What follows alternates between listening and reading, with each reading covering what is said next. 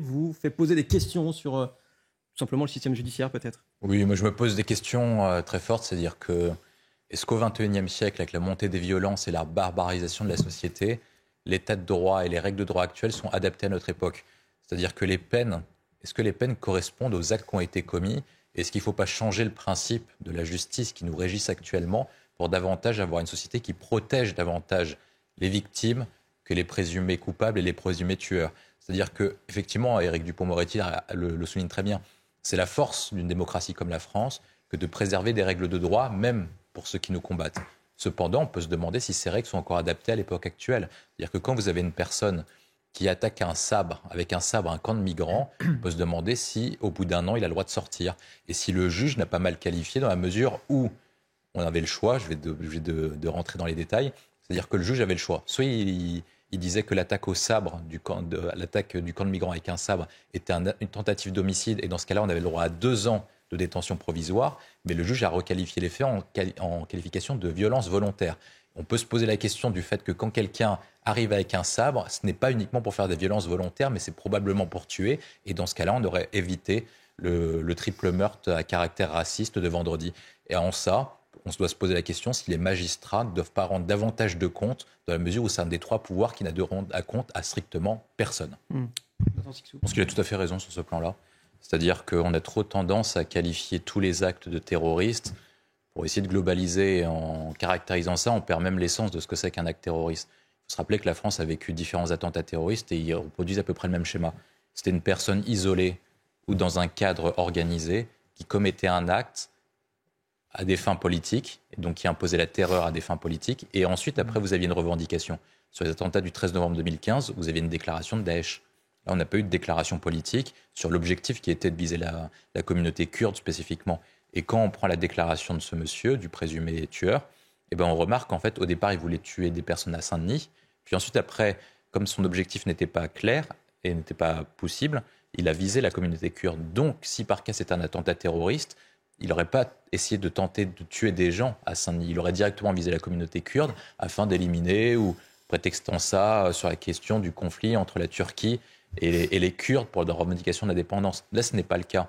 Et moi, je pense que l'erreur qu'on fait à chaque fois, à des fins politiques, de politique politicienne, c'est de vouloir qualifier d'attentat à la fin de dénaturer ce que c'est que véritablement l'attentat, notamment l'extrême gauche et la gauche de la NUPES, qui essayent de caractériser son attentat pour nous faire rappeler ou essayer de faire croire que la France vit sous l'époque des années 30, qu'il y a des groupuscules d'action d'extrême droite qui viseraient à viser les étrangers. Actuellement, ce n'est pas le cas.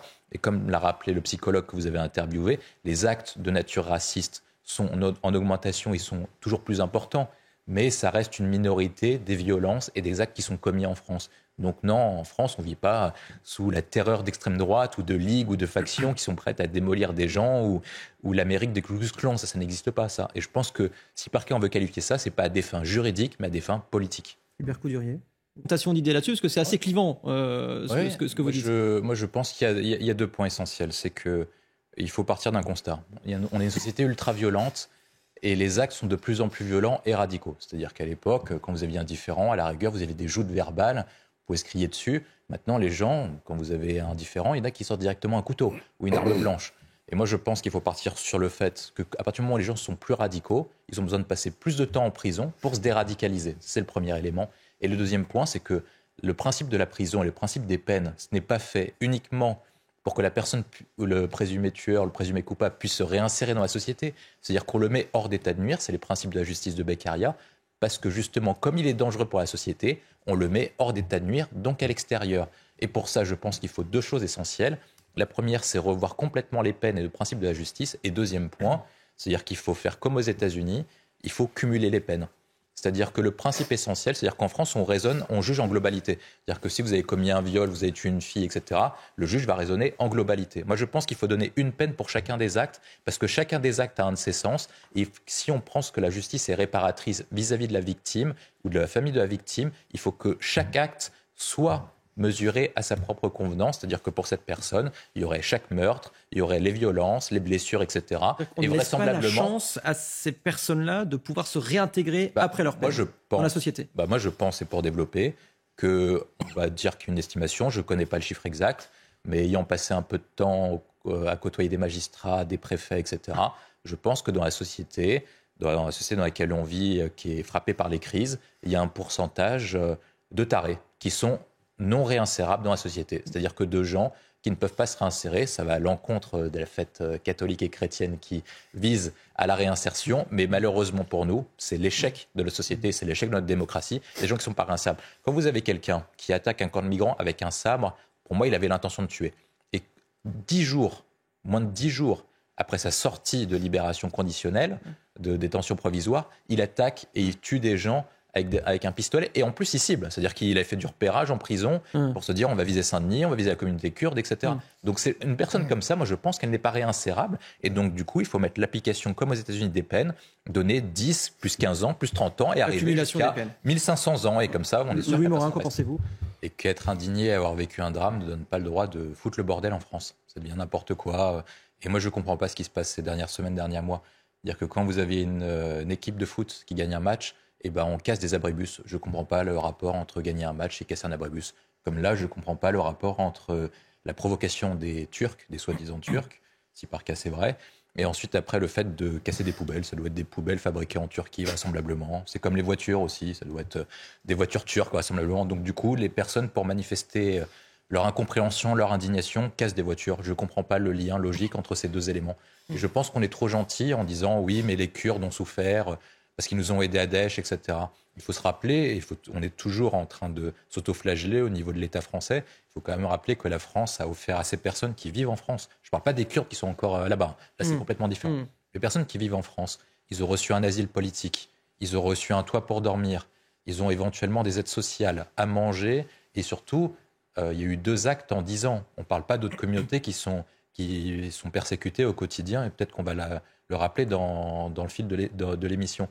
Je pense que vis-à-vis de ça, il faut être très ferme et très dur à leur égard. Évidemment, ce qui s'est passé est un drame, comme ce qui s'est passé il y a 10 ans, et il faut que la justice fasse son œuvre. Seulement, il faut être très ferme à l'égard de ceux qui manifestent pacifiquement. Il faut leur dire que si par cas ils veulent continuer à manifester pacifiquement et s'ils veulent encore être les bienvenus en France, eh ben, il faut qu'ils écartent les éléments les plus radicaux. Et trop souvent, on a tendance à mettre en avant ces éléments les plus radicaux, alors qu'il vaudrait plutôt les mettre hors d'état de nuire, ces personnes-là. Parce qu'ils ne servent à rien. Ils pourrissent la manifestation vis-à-vis des Kurdes qui manifestent pacifiquement. Ils décrédibilisent l'image des Kurdes, alors que les Kurdes ont plutôt une bonne image en France, notamment à l'égard de l'aide qu'ils nous ont apportée pour éradiquer Daesh. Et surtout, eh ben, on est passé d'un élément complètement différent. C'était un moment de commémoration et de compassion à l'égard des Kurdes, à un moment où on commence à se dire bon, ils commencent à bien faire à nous pourrir nos fêtes de Noël. Il faut rétablir les faits. C'est pas la France toute seule qui a choisi de ne pas soutenir les Kurdes. C'est juste qu'on était piégés par 2 mastodontes qui étaient plus puissants que nous. D'un côté, il y avait l'Allemagne d'Angela Merkel qui ne voulait pas se fâcher avec ses propres Turcs. Et puis, il y avait la question du passage de migrants, auquel il y avait un véritable souci. Et surtout, les Américains voulaient garder comme allié la Turquie. Et s'est dit, bon, on ne va pas se battre, on ne va pas perdre un allié fort dans la zone pour des pauvres Kurdes. Donc la France, on a beau dire la France avait un poids. Non, la France n'avait aucun poids du tout. Ils ne nous ont pas écoutés. Ils ont négocié ça directement entre Américains et dirigeants de la Commission européenne sous influence allemande. Juste après, sur le deuxième point, je pense que c'est là le point intéressant, c'est qu'est-ce qu'on fait d'Erdogan ? Erdogan, c'est un type qui joue à peu près une sorte de Vladimir Poutine du Moyen-Orient, c'est-à-dire qui joue à peu près de la même façon et qui veut reconstituer l'Empire ottoman comme Vladimir Poutine voulait devenir l'égal de Pierre le Grand. Et pour ça, il a des ambitions géopolitiques pour reconstituer un empire au niveau de la zone géographique, mais également, il se met à un carrefour également avec le territoire européen. Et également, il a la confluence dans la mesure où il est également dans l'OTAN comme un membre important. Et c'est là où il a un rôle stratégique, c'est qu'il est au carrefour des différentes zones. Il est proche de la Russie et proche de la zone du Caucase, et donc il peut intervenir sur un conflit entre l'Arménie et la Russie, il peut intervenir sur la question de l'Union européenne, il peut intervenir sur le Moyen-Orient, et il peut intervenir également parfois sur la question africaine. Moi, je pense que Erdogan doit être éliminé. Oui, mais il faut nuancer quand même. Non, mais pas non plus appeler sur ce plateau. Il faut nuancer. Politiquement. Il faut nuancer avec le fait que la Turquie... Je vais juste terminer sur ce point-là. Très rapidement, la Turquie est en position de faiblesse. On va éviter de trop parler de géopolitique non plus. On s'éloigne un petit peu du sujet.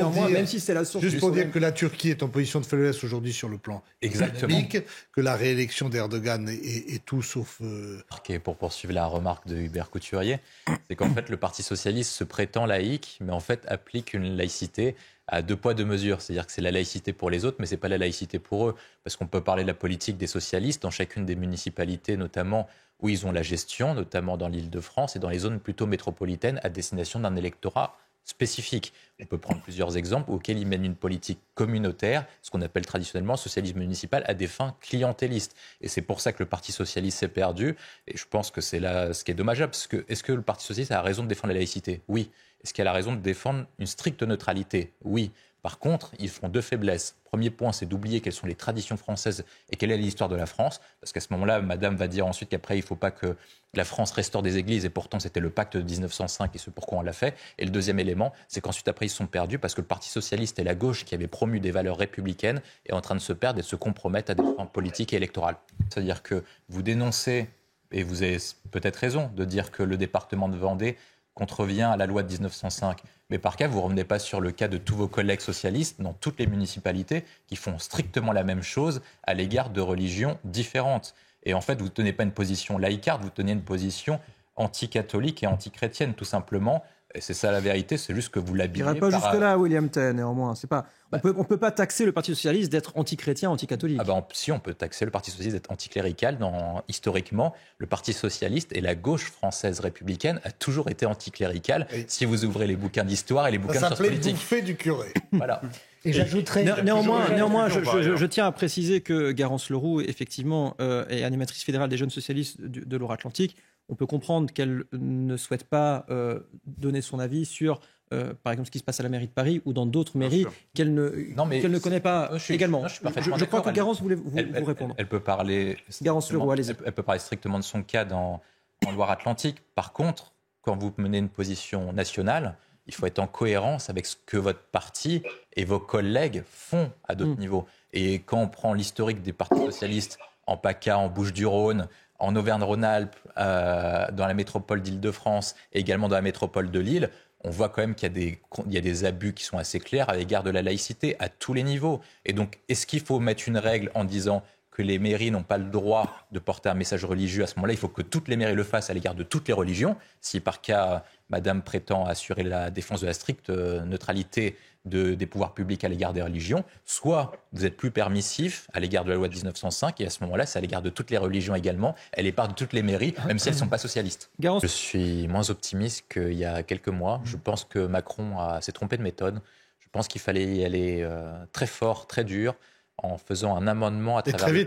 Et très vite, à travers un amendement, à travers la projet de loi de sécurité sociale. Comme ça, on l'a fait passer comme ça. De toute façon, les gens allaient manifester quoi qu'il arrive, d'autres qu'en faire passer ça par amendement. Et il aurait eu le 49.3. Là, il a un 49.3 partagé entre la réforme des retraites, la loi immigration, etc. Je ne sais pas quelle va être sa priorité. Et deuxième point, on a eu le prémisse cette semaine avec la grève SNCF. Et on a vu qu'ils allaient lâcher. Donc, s'il fait passer la réforme, je pense que ça va nous coûter plus cher que ce que ça pourrait nous rapporter. Moi, je vous fais le pari qu'elle ne verra pas. William Tay. On annonce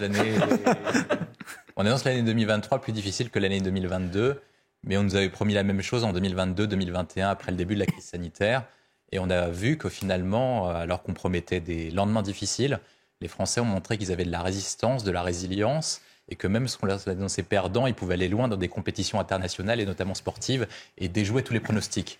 Donc moi, je suis assez optimiste sur la France, parce que quand on regarde les événements historiques, on a vu que c'est un pays qui a toujours figuré parmi les premiers pays du monde depuis plus de 1000 ans, et qu'on a survécu aux défaites, aux guerres, aux occupations, et qu'on a toujours été en capacité de se reconstruire, parce qu'on avait une chose qui était plus forte que tout, c'est qu'on avait l'âme d'une nation, l'esprit d'un peuple, qui était conquérant et offensif. Il faut pour ça retrouver notre ADN et notre philosophie, qui était gaullien et bonapartiste. Et je pense que tant qu'on se souviendra de nos remèdes, qui est que la France, il faut aimer la France parce que la nature l'a faite belle et que l'histoire l'a faite grande, on a de belles perspectives devant nous. Voilà. William Tay, c'est pas tout de suite les élections présidentielles. Vous êtes au courant, hein, vous le savez ça quand même. Hein.